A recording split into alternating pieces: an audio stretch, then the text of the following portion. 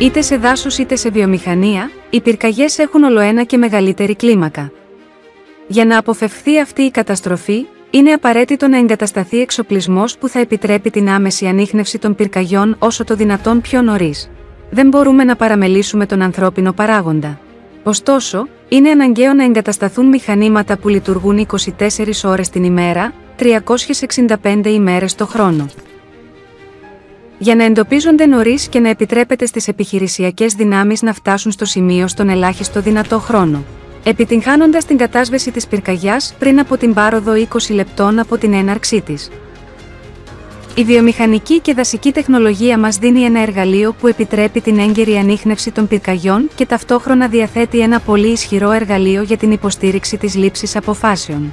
Για να ληφθεί μια σωστή απόφαση σχετικά με το πώς να αντιμετωπιστεί μια πυρκαγιά, μπορούν να χρησιμοποιηθούν εικόνες σε πραγματικό χρόνο.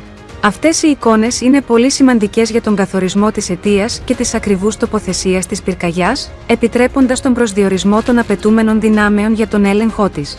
Σε οποιαδήποτε στιγμή, ακόμα και οι πυροσβέστες που βρίσκονται στο πεδίο μπορούν να έχουν πρόσβαση μέσω των κινητών τηλεφώνων τους ή των προσωπικών τους υπολογιστών, σε όλες τις συνθήκες και καταστάσεις που προσδιορίζει η αίθουσα ελέγχου.